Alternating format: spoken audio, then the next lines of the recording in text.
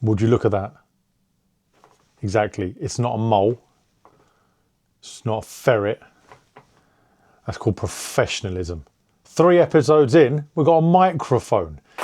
Bravo! You've stuck with me this long, and I've gone through what many would consider the boring part. So in the first episode, I talked about how we went about creating the idea. In the second episode, I went about the writing process. Now that we've got the script, I'm going to talk about building the world, building the vision, building everything that exists within the TV pilot off the page and into real life. We said, well, what do we know? What do we have? And what can we get? So first things first, I reached out to a very good friend of mine and asked him if I could use his poker room that he had built at the back of his house, that him and his mates, myself, play poker in. So I said to him, you wouldn't mind doing all in at your house? And he said, as long as it's on a Tuesday and a Wednesday, I don't care. Just please don't make a load of noise and don't stay longer than 10 p.m. Cool.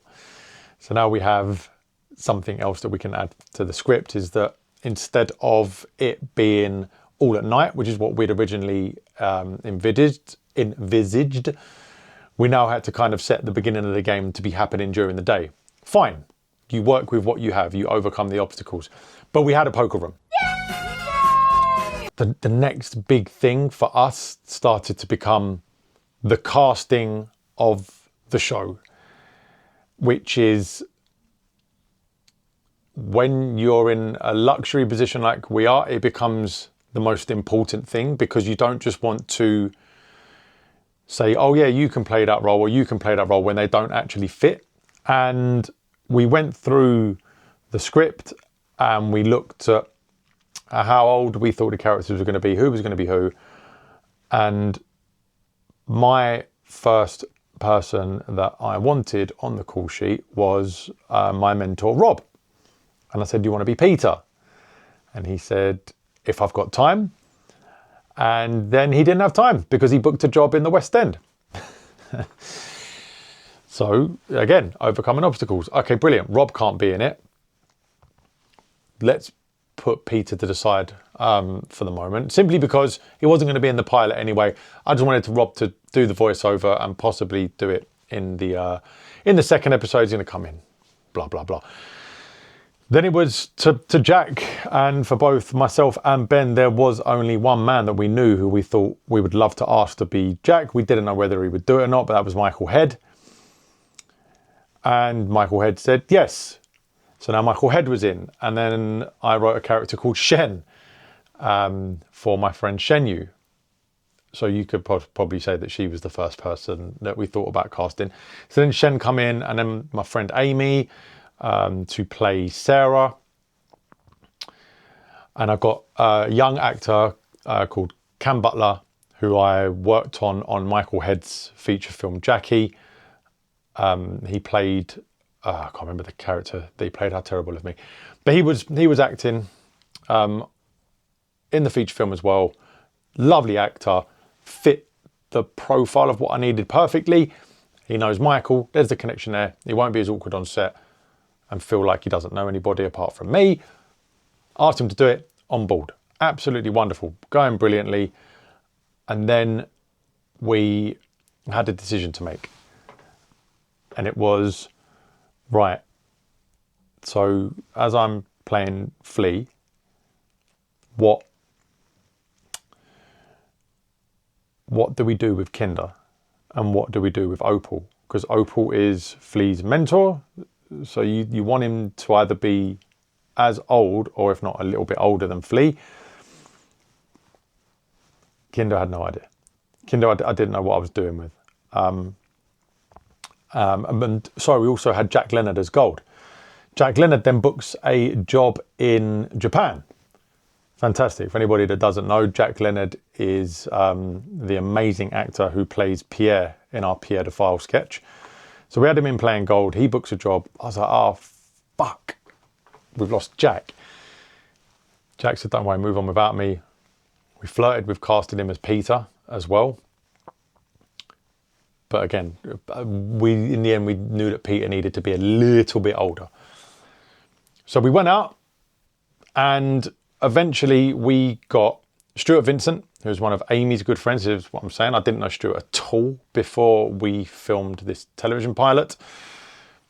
And Amy said, oh my God, my friend Stuart would be absolutely perfect for him. Do you want to ask him? I said, please, what's his Instagram? I'll check him out. Watched his show reel. Was like, yeah, okay, no, this guy is for real. Asked him, absolutely done. Still didn't have a Opal or a Kinder. Okay. I don't know what to do with Opal, but I'll ask my friend Patrick. He's never going to do it. He's so busy. I'll ask him. Pat was on board. Probably should have asked him about 2 months earlier, but he was in. And I was like, brilliant. So now we've got our Opal, who is the mentor to my character. But we could not find a Kinder for love nor money. And we put it out to audition. And we got some really good tapes.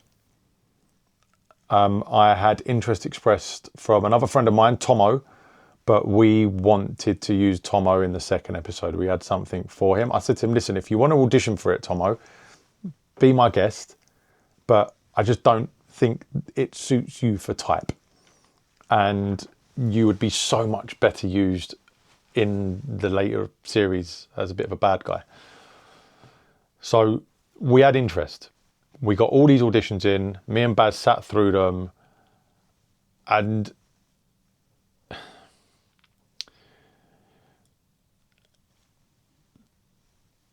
there just wasn't anything that hit the spot with what we was looking for in a Kinder. Doesn't mean anyone was terrible. It just means that nothing set me and Baz alight. A fella called Santiago, who was a friend of Patrick, auditioned. We liked his tape the most. We thought, you know what, we're running short on time. Santiago is a good enough actor. Let's get him in. He turned it down. And we were just a bit like, what do we do now?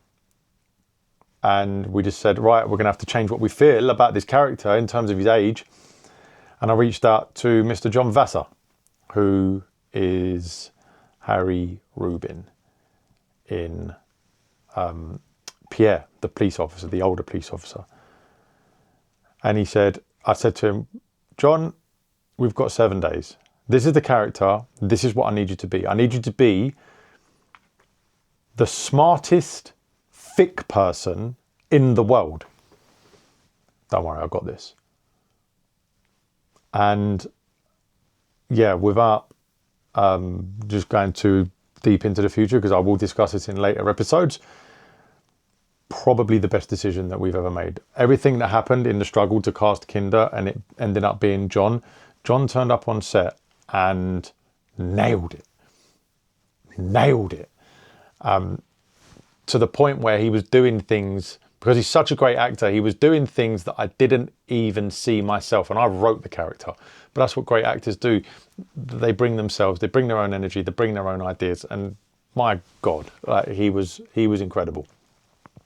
But Kinder is the driving force of the show. He's the lead comedy. He's what every bit of funny story runs through, which is why we really wanted someone who could handle playing Kinder to play Kinder. And John, yeah, brilliant. That's what I'm talking about! That's why he's the MVP! That's why he's the GOAT! The GOAT! But once we'd got everything cast, and like I said, I went off on a tangent with, you know, how good John was at playing Kinder, we now had to think about crew. And Ben said, right, I can put together a skeleton crew for you. We locked in the dates and Ben put together a bunch of savages. Baz obviously came in to do stills. Lou, who works with Hellfire, was our AD. We had Olivia Prendergast as one AC, Laura Jean Healy as the other AC. Harry and Kieran were the boys doing sound, who also done sound on Jackie and another television pilot that I filmed with Chris Sheen called Meet the Lovegroves. So I've done a few things with the boys and I knew they were really, really good. Perry Mavridis was playing Isaac. Small cameo, comes in at the end, nailed it as well. I really wanted to get Pell in. I gave him the script and I said, do you want to be Kinder originally? And he said, I don't think I have time to be Kinder. Then we said about maybe Pell doing being Midi, the son, and instead of him being an actual young son, being a 40-year-old son still living at home. But I couldn't quite. Him and Michael Head are so close in age that I just don't think it would attract anyway.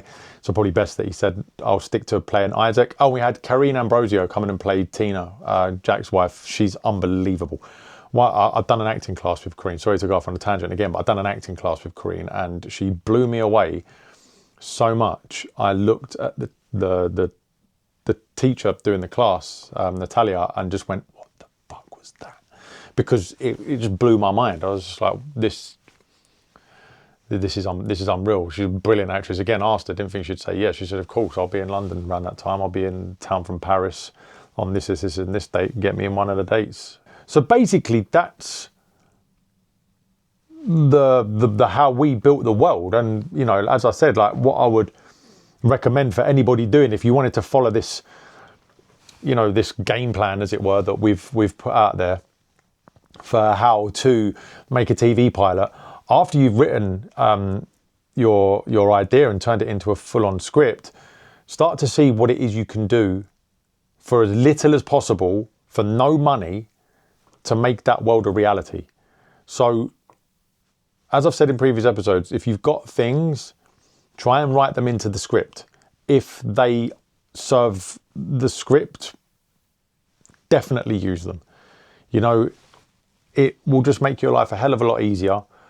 Set things in and around your house if you can't do it anywhere else, and be a bit creative with how you film it and the shots that you select. And just from there, cast people that you know in the roles that they know they will be able to do. And I know that sounds weird because we're all actors, but there are certain things that we can do better than other things. And the way I believe to make a successful career is to early on is to stay in your lane, is to do the things that you're actually really good at doing and stick to that and build that as your brand. Then you can expand out. Then you can be, you know, Jim Carrey in Eternal Sunshine, and you know, you can go and try and do other things and be more. You know, like it's best to do what you're really, really good at early. And if you can cast your friends in the roles that they're really, really, really good at, it's going to make your film or your TV pilot or just your sketch, it's going to make it 10 times better, because it's either going to be more dramatic, funnier, it's going to push the story along quicker because they're going to be doing a much better job because they're comfortable at doing something. So like I said, get what you can, cast your friends in a right. Well, if you haven't got the friends that feel like even they would be right, ask them if they know anybody else. You know, if you're doing this right, you should be meeting people along the way. Like, I don't really know many actors that don't know anybody.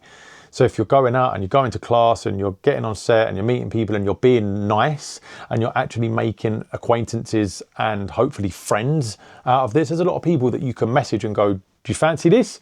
I know there's no pay in it, but you know, it's going to look absolutely sick, and it could go on to do something. It could win an award at a film festival or something, I don't know, or it could go on to be a television series and you get hired by whichever broadcaster decides to put it on, or whatever production house ends up taking a risk on you. They end up paying you to do it because they saw what you did, they loved you, they kept you on. No one wanted to recast you from doing your thing. And that's, again, why I say pick people to do the right thing, and hopefully they trust in the project as much as you. And then finally building a crew, it could be hard. I won't lie to you, I'm so blessed that I know Ben, simply because the equipment that he owns and the equipment that he has is very expensive, and he's very good at using it. You know, because he's a DOP, we don't need to get anybody in to do lighting. He completely lights the set as well as directs the stuff, and that's a blessing. We have Baz doing stills, which is insane because not many people just have a stills photographer turn up, photograph something which is now going to look incredible in the pitch deck for the broadcasters, because we just know him and it's coming along. So like I said, blessed. Absolutely blessed. And I know incredible actors. But again, that's only through working and attending acting classes and just being around. I went to acting school with Amy. I met Shen in an acting class. Stuart was Amy's friend. I met Cam and Michael Head on set. Patrick, I actually met him playing poker, but he became one of my acting teachers. I used to go to class with Patrick. I met Perry at the same poker game, but we've done class together as well. We also filmed a YouTube series called The Toy Shop together. So it's just like you end up meeting people along the way, and yeah, like I said, blessed to have that with the actors. And then again, the other crew, Ben knows them. Again, very lucky. If you're not as lucky, the crew is where it might get a little bit sticky, but just save your money. And if you're going to invest in anything in the film, if you can do everything for free, if you can do everything for free, apart from having to pay the crew, it'll be worth it. Because having crisp sound, having it lit well, having the right cameras, even if you need to produce it and direct it yourself and act in it, getting someone to light it, get the sound done. The one job that I wish that we would have had on set that we didn't in the Skeleton Crew was a script supervisor. Again, if you can have one of those, luxury. If you don't know one of them, then that's, you know, don't worry about it too much. It just you might get a bit pulled left and right for time and where you are in the sequence of shots. But listen, if you're making something early doors, sometimes you need to make it with a couple of people. Do what me and Ben did on day 4. We actually wrote out the shot list old school by hand. What we needed, looked at the script. This and that. What time of day this was, so when we needed to shoot it, in what order, and then went and done it. But that's a story for episode 5 when we're shooting it, I think. Maybe 4. We'll see. Might tell you that story of why we had to write out a shot list in the pub at the beginning of day 4. But more obstacles to overcome. I hope that you've enjoyed this one. It's a little bit more, like I said, of an insight into how we built the world, and now it's coming off the page, the business side of things rather than the romantic idea and just writing it. Like, yeah, that's all great, but this is the business side of things. This is where stuff gets really real, and I feel like this is the stuff that, from my experience of this, I really want people to know, because this is how we went out and we did it. And if anybody takes anything from this and thinks, oh my God, I think that I can do that myself, fantastic. I couldn't recommend it anymore. It's hard. There's going to be some days that suck, but when you get into the business side of things, you find out how much you can lock in. And like I said, that then propels you onto set, which again is even more fun than the writing, because your idea has come to life. But like I said, that's for a future episode. Thank you for listening to me waffle on for the 3rd time. I've been Big Hogs. I hope you've enjoyed it. And as always, wear a Dutch cap.